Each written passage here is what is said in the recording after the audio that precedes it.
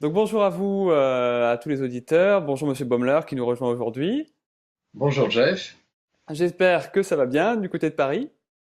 il fait beau à Paris. Ah bah c'est formidable, parfait. Un bon exemple pour tuer complètement tous les clichés. C'est génial. Bah, il fait beau aussi sur Marseille, mais du coup c'est moins cliché. J'espère que vous allez bien Monsieur Baumler. Donc je vais vous présenter pour notre audience, pour ceux qui ne vous connaissent pas. Donc vous avez fait des études dans tout ce qui est marketing et communication, si j'ai bien regardé sur votre profil LinkedIn, et après vous vous êtes orienté vers tout ce qui était networking et comment trouver du travail grâce au réseau. Et vous êtes notamment aujourd'hui consultant en placement chez Enjeu Dirigeant, c'est ça? C'est ça. Ah, super. Est-ce que vous voulez ajouter quelque chose que j'aurais oublié ou qui vous Non, paraît non, non, utile? non, vous avez dit l'essentiel.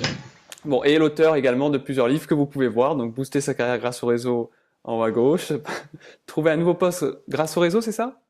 Je crois que je l'ai. Oui, oui, oui, c'est décrocher un nouveau poste. Décrocher un nouveau poste. Alors celui-là, je l'ai pas.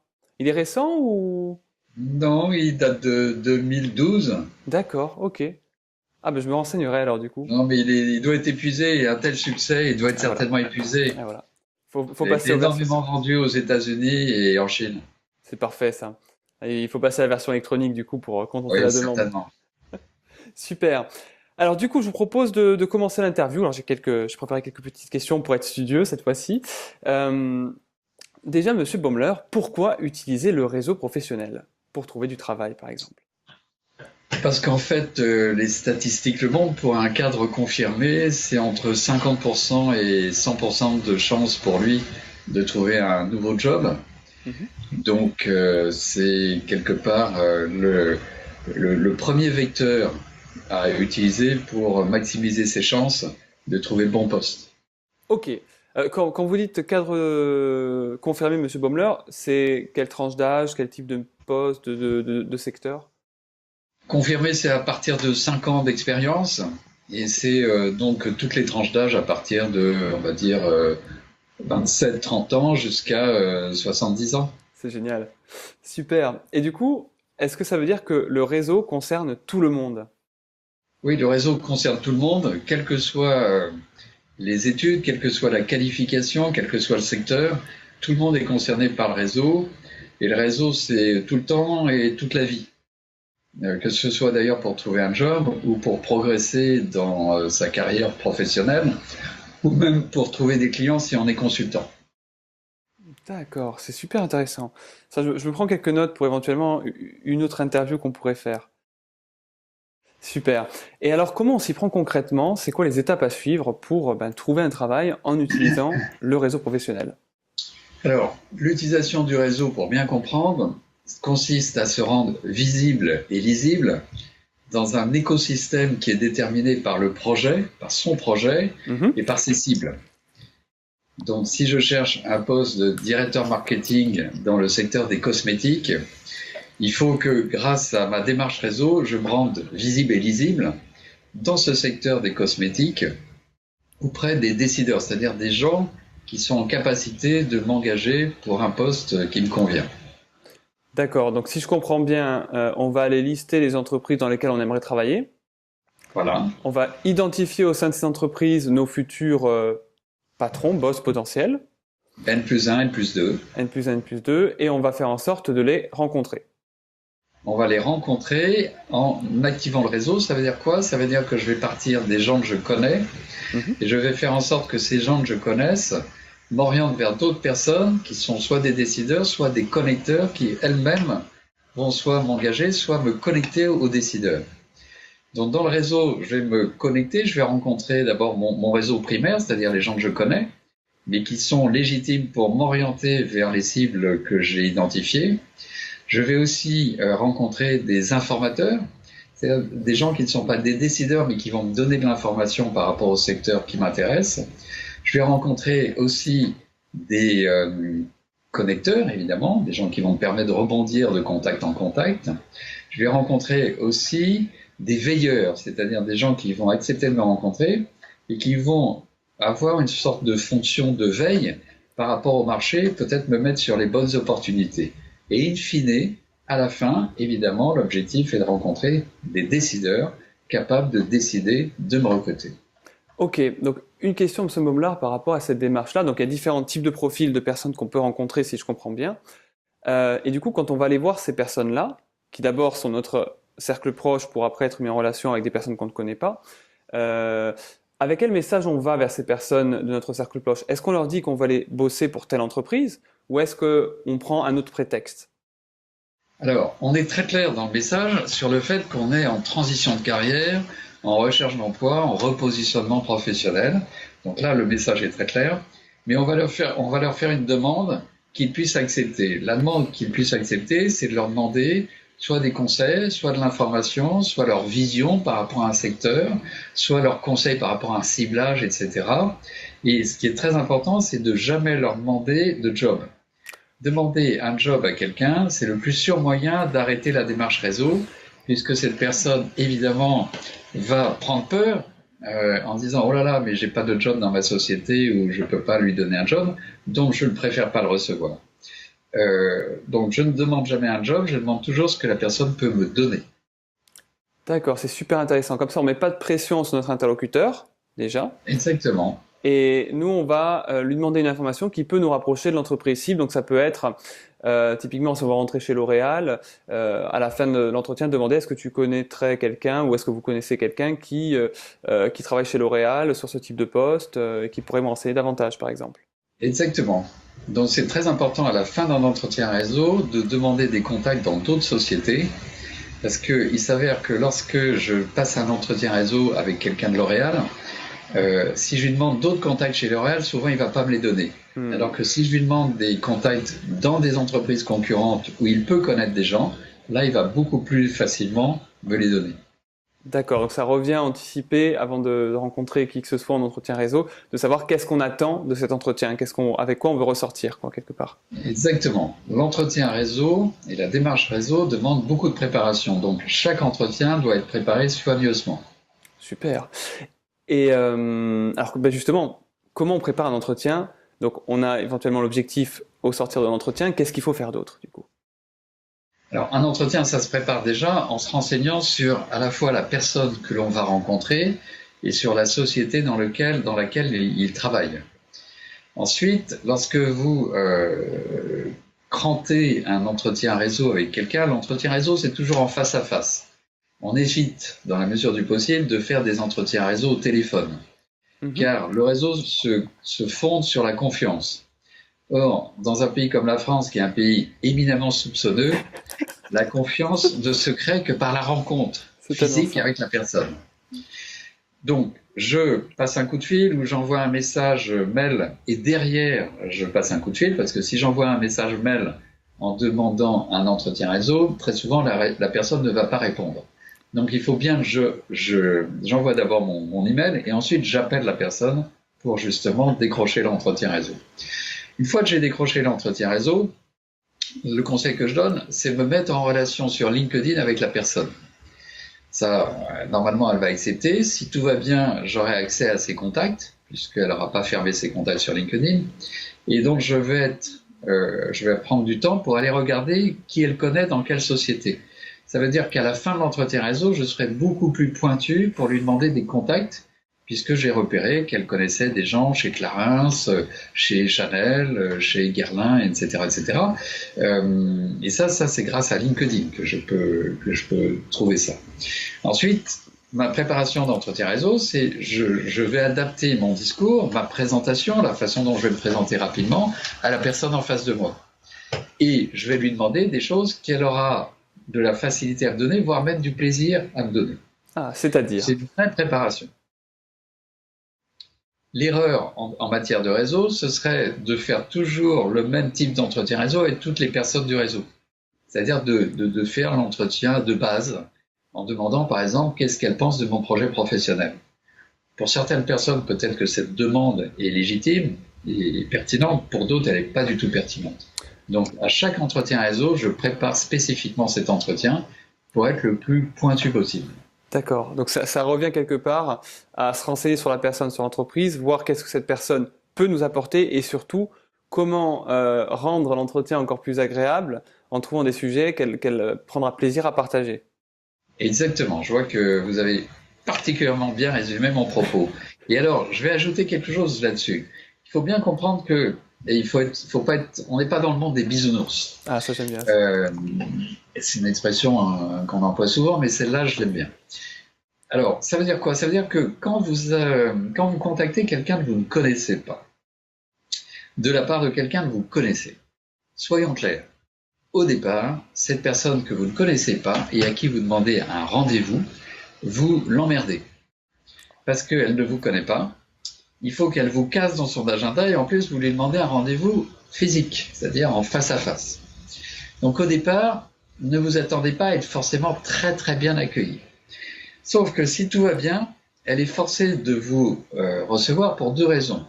La première, c'est que vous venez de la part de quelqu'un que vous connaissez et qu'elle connaît, et en qui elle a confiance. Donc elle se sent quelque part, là encore, obligée de vous recevoir.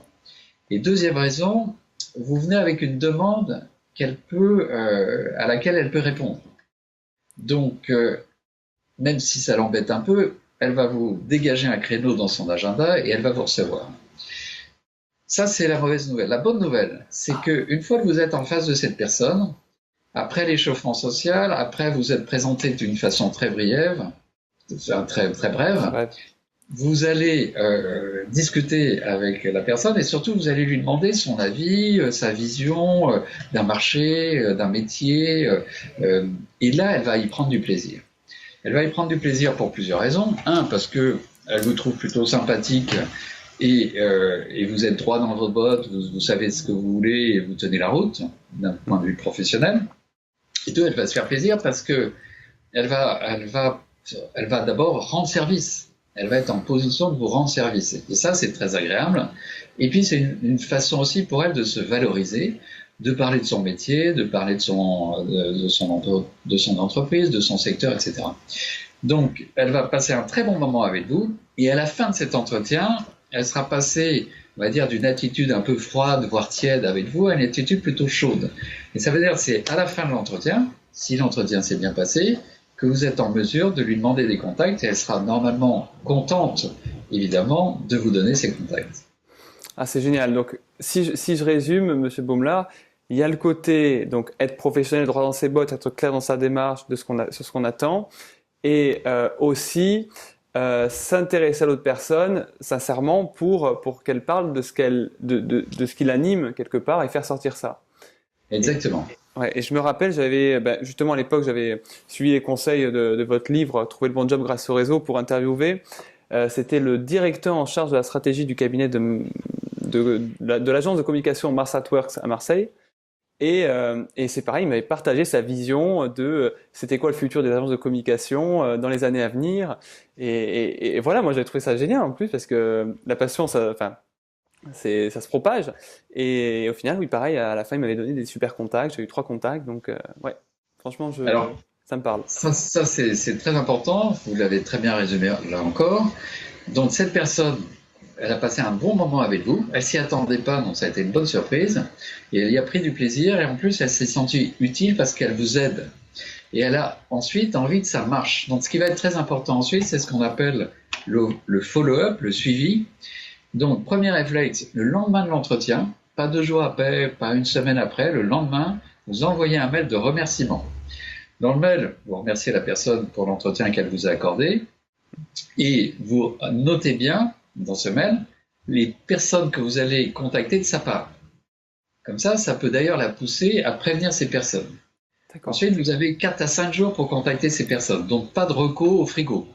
Ok. On vous donne les noms, vous les appelez. À chaud. Ou alors vous prévenez à personne que vous les appelez pas. D'accord. Et chaque fois que vous allez rencontrer une personne, justement, du réseau de votre hôte, chaque fois que vous allez rencontrer ces personnes-là, vous allez tenir au courant le connecteur du fait que vous avez été reçu par un membre de son réseau. Et une fois que vous avez trouvé un job, vous prévenez toutes les personnes que vous avez rencontrées d'une façon personnelle. Donc surtout pas le mail global, un mail à chaque fois, il faut envoyer à chaque fois un mail personnalisé. Et ça, c'est vraiment la façon idéale, et pour moi c'est la seule d'ailleurs, d'entretenir son réseau pour que les personnes qui vous ont reçu vous suivent dans la durée et surtout sachent qu'à la fin, grâce à elles, vous avez trouvé le bon job. Waouh! Donc ça revient quelque part à créer une forme de, bah, c'est comme avec une équipe de football avec les supporters, si je comprends bien. On donne ouais, on partage nos aventures, nos expériences, et oui, et au final, on les remercie de ce qu'ils nous ont donné, ben, chaque jour un peu plus en leur montrant qu'on progresse jusqu'à trouver le job, quoi. Exactement, c'est-à-dire que tout l'investissement que vous faites dans le réseau, c'est-à-dire rencontrer 50, 60, 70, voire 100 personnes, cet investissement, il faut ensuite l'entretenir. Et pour ces 100 personnes, pensent à vous en permanence, en tout cas ne vous oublie pas, il faut leur donner des nouvelles. Et si vous imaginez que vous avez 100 personnes qui veillent pour vous sur le marché, vous avez beaucoup plus de chances pour que justement une opportunité vous soit proposée. Oui, c'est vrai que c'est génial parce que du coup, on a une armée de commerciaux qui travaillent pour nous. Exactement, exactement. Vous avez tout compris. Donc ça, c'est essentiel. Et le mauvais réseauteur, qu'est-ce qu'il va faire? Il va faire du réseau Kleenex, Hmm. du réseau jetable. Le mauvais réseauteur, il rencontre quelqu'un, il le remercie, il lui serre la main à la fin de l'entretien, puis après, il disparaît dans la nature et il donne plus de nouvelles. Et donc, moi, je vous ai rencontré, on va dire, je vous rencontre il y a 3 mois, vous m'avez jamais donné de nouvelles, et 3 mois plus tard, je vois dans le carnet des échos où on m'apprend que vous avez trouvé un job, et vous m'avez pas prévenu. Hmm. Ben, si vous me rappelez 2 ans après, je suis pas sûr que je vais vous recevoir à nouveau. Ouais, ça se comprend complètement. Ça se comprend complètement. Ça se comprend complètement. Du coup, je rebondis sur ça. C'est quoi je dirais, les erreurs les plus communes faites par les gens qui se lancent dans la démarche réseau?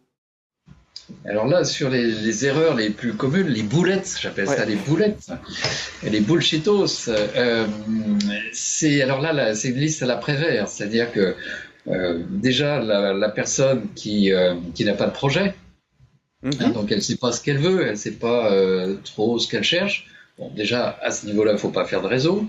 Deuxième erreur, la personne qui n'a pas de cible, donc elle cherche partout, hein, dans n'importe quel métier, n'importe quel secteur. Dans ce cas-là, le réseau ne peut pas l'aider.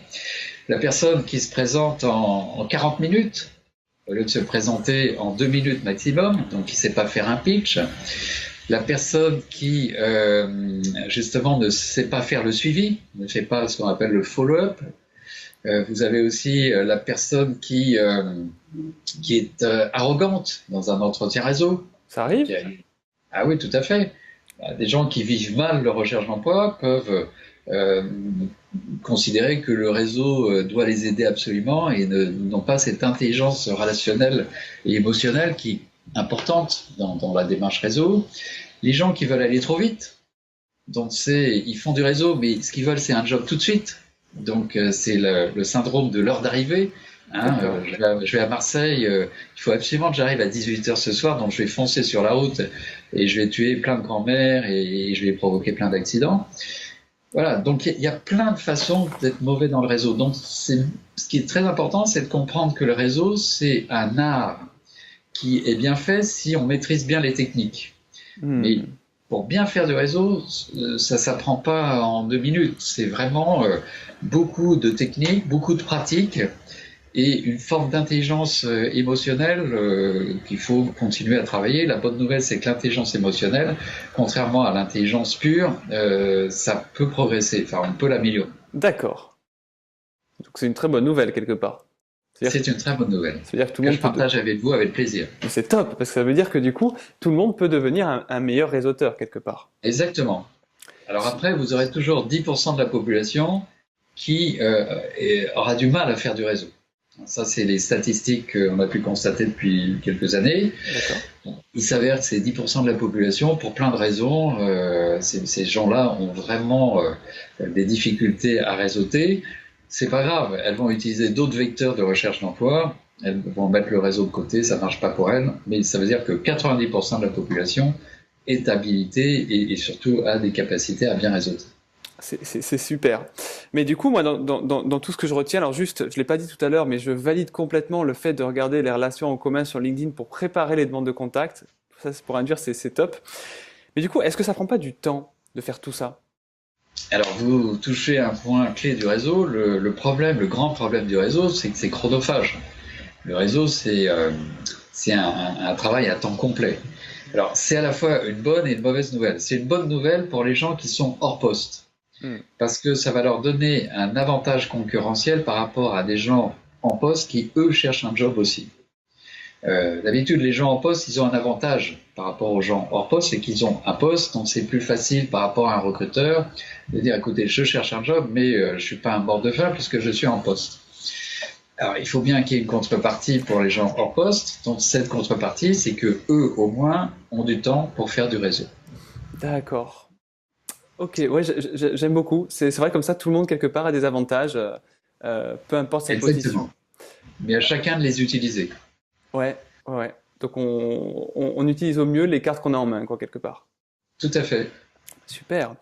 Et alors, une autre question, je reviens un petit peu sur ce qu'on disait au départ, c'est quand on attaque le cercle proche, comment faire pour avoir une posture un peu professionnelle et pas mettre des émotions, de l'affect dans cette démarche réseau au départ?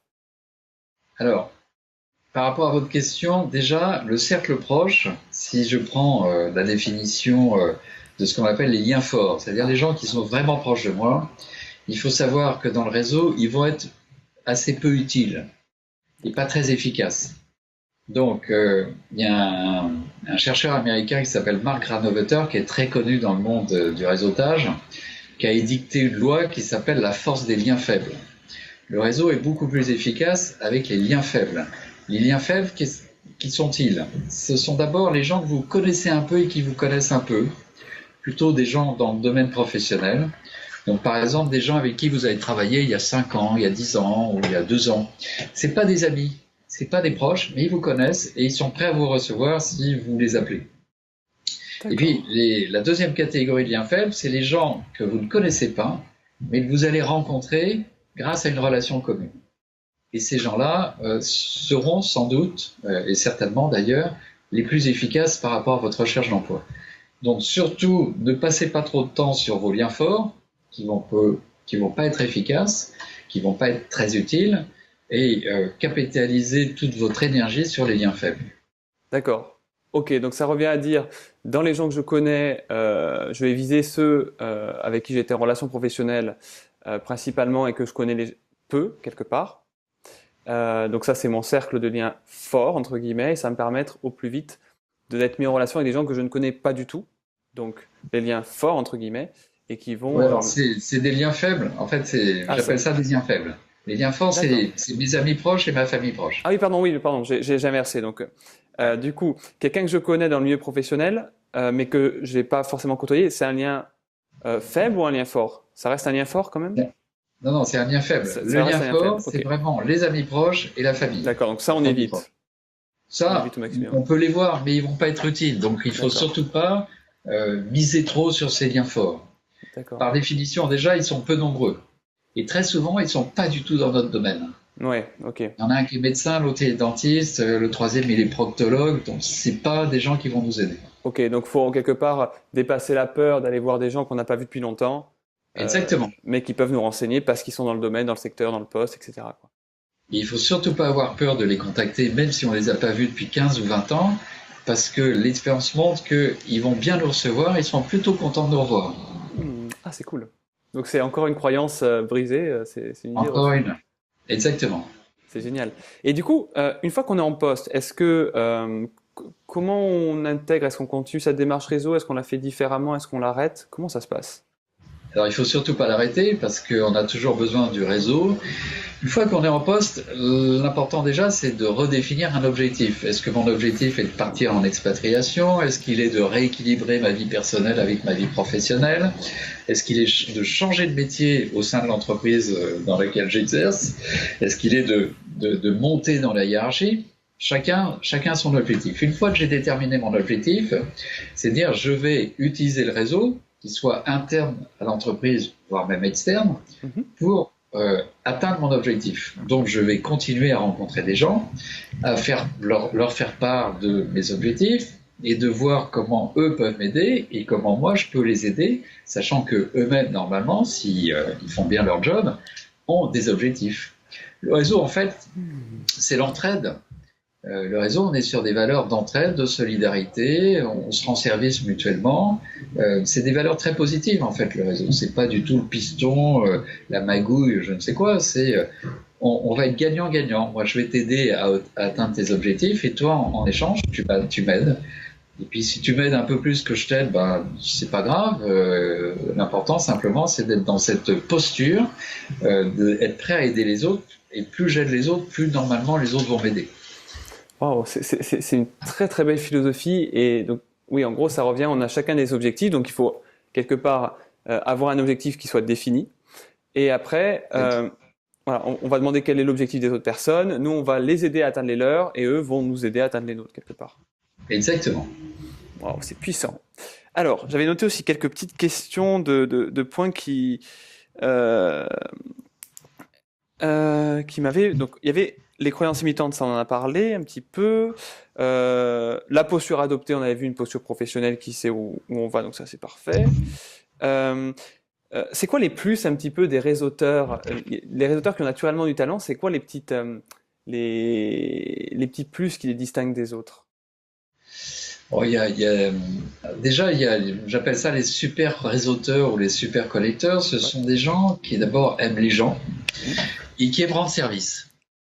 Et vous avez comme ça des gens, c'est dans leur nature, ils aiment bien rendre service. Alors c'est une façon aussi de se rendre utile, et ils aiment bien se rendre utile. Et donc, ce sont des gens d'abord qui vont être très bienveillants, qui vont vraiment rentrer dans votre bac à sable pour vous aider le mieux possible, qui vont vous donner des contacts, qui vont même quelquefois appeler les contacts pour que quand vous appelez la personne dont ils vous ont donné le nom, ben, l'entretien se passe d'autant mieux et que ces personnes acceptent d'autant plus facilement de vous recevoir.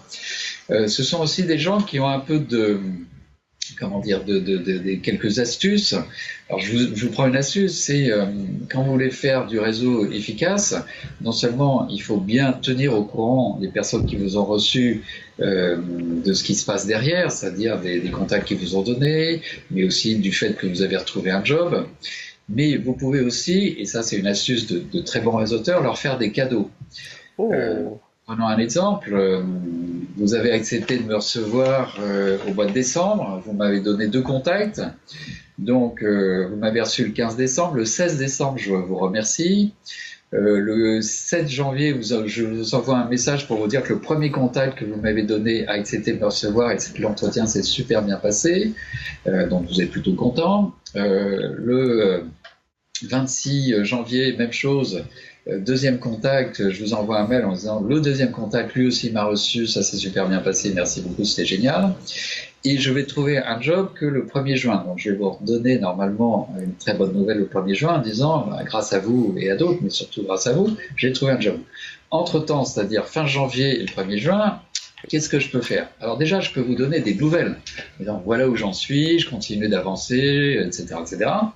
Mais le mieux, c'est de vous envoyer des cadeaux. Alors, un cadeau possible, c'est un lien avec un article qui pourrait vous intéresser.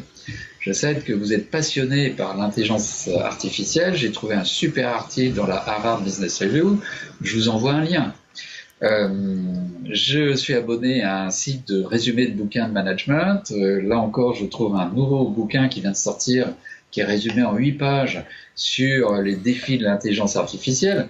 Évidemment, je vous envoie ce résumé de livre. Je suis invité à une conférence sur l'intelligence artificielle avec Laurent Alexandre. Et il s'avère que j'ai une deuxième invitation. Je vous propose cette invitation.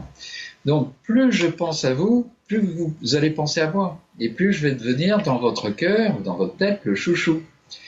Donc, voilà un secret de super réseauteur. ah mais c'est génial parce que quelque part ça revient à savoir ce qui intéresse l'autre personne, du coup au travers de l'entretien, et après à faire de la veille et dès qu'on voit quelque chose et on se dit ah oui tiens ça pourrait lui plaire, bah, celui transmettre naturellement parce qu'au final c'est du gagnant-gagnant quoi.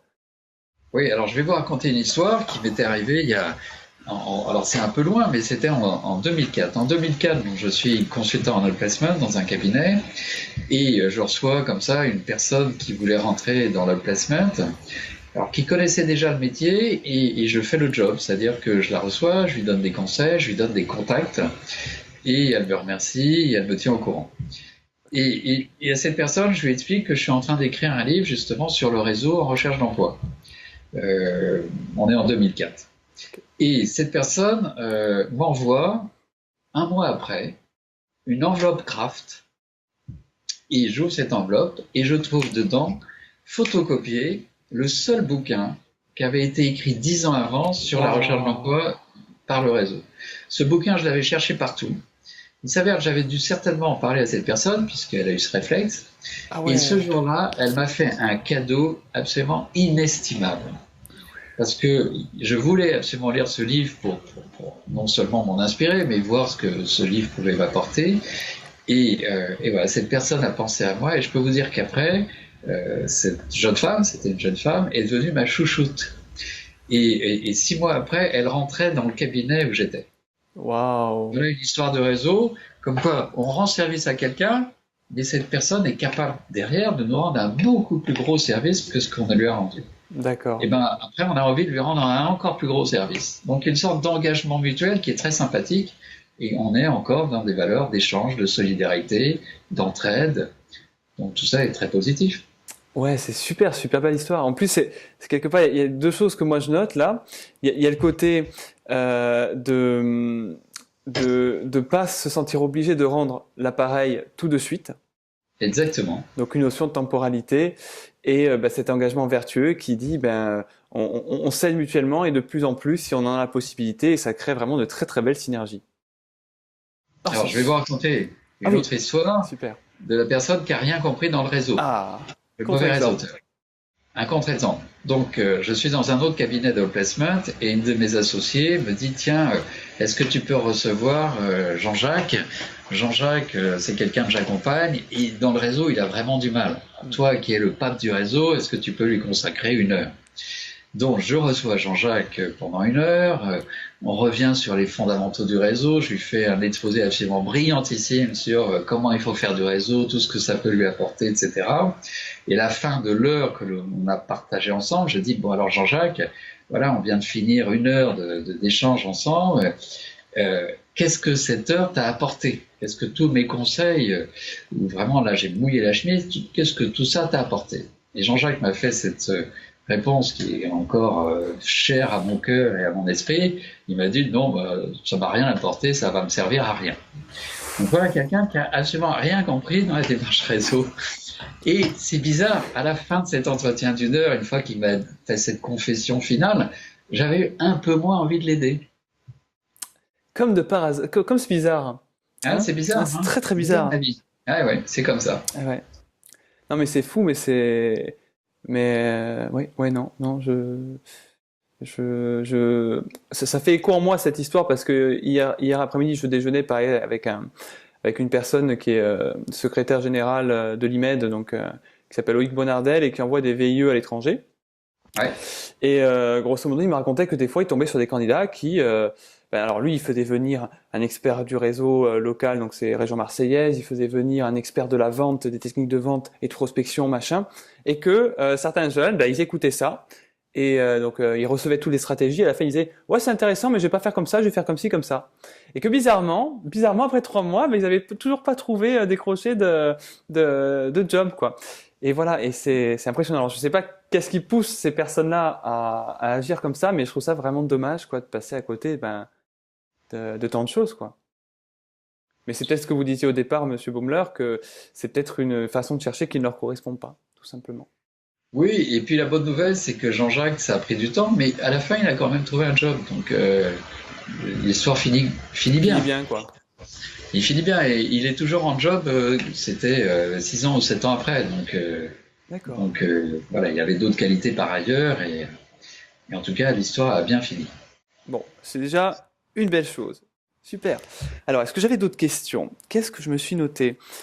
Les erreurs les plus fréquentes, on a parlé. Avant un projet, ça c'est bon. Lister les entreprises et les décideurs, les liens faibles, la recommandation.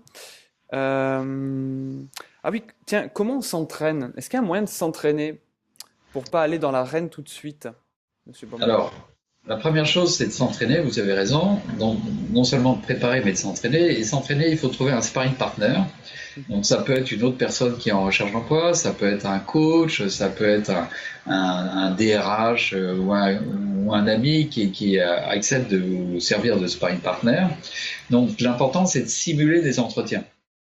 Donc, on simule des entretiens en respectant vraiment le timing des entretiens. C'est-à-dire, j'arrive, l'échauffement social, je rappelle de la part de qui je viens, je valide que la personne, le temps que la personne est prête à m'accorder, je propose un plan, je fais ma présentation, mon pitch en 2 minutes, je reviens sur le sujet, sur ma demande, je laisse parler l'autre, à la fin, il faut que je l'arrête 5 minutes avant la fin du temps imparti, que je lui demande des contacts. Une fois qu'il m'a donné des contacts, je valide les contacts, je les qualifie.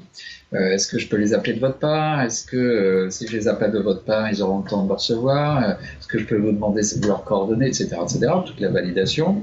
Je remercie la personne et je lui dis bien évidemment que je la tiendrai au courant et que si moi je peux leur rendre service, je serai évidemment ravi de pouvoir leur rendre service. Donc il y a vraiment tout un process à respecter, que ce soit dans l'appel téléphonique ou dans l'entretien réseau.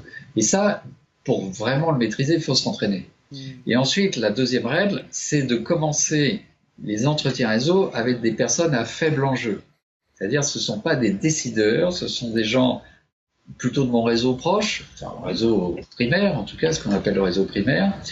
Et ces gens-là vont être plus des connecteurs, voire peut-être des veilleurs ou des informateurs. Mais en tout cas, je ne fais jamais des premiers entretiens réseau avec des décideurs.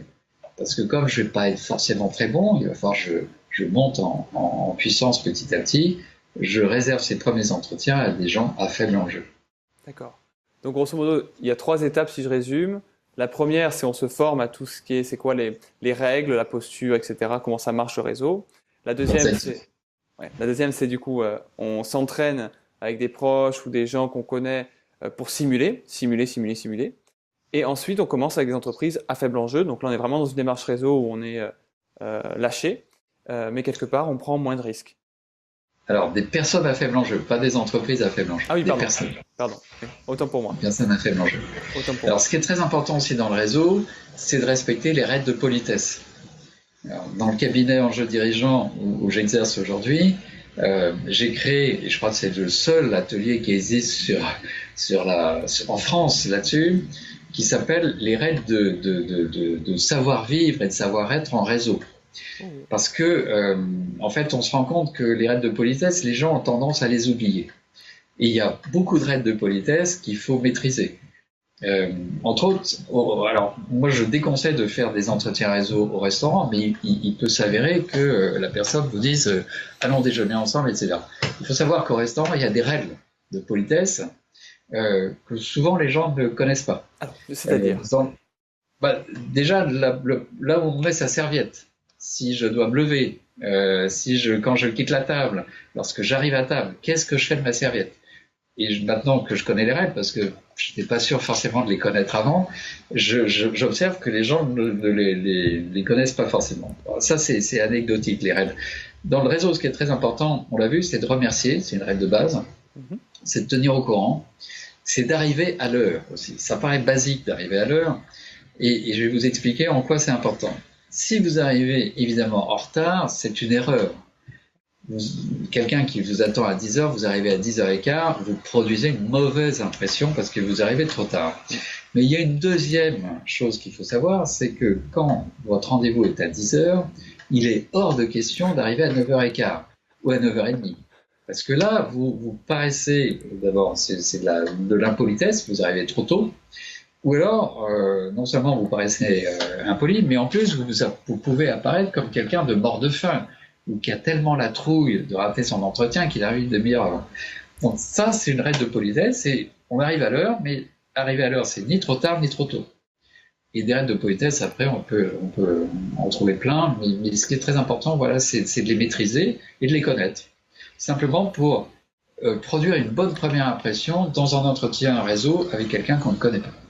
Eh oui, là c'est super important, vous avez raison, Monsieur Baumler, d'insister sur les premières minutes. Exactement. Je sais pas c'est si l'impact de la première minute.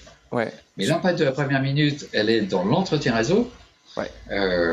et elle est aussi dans la prise de contact en réseau qui peut se faire par mail ou par téléphone.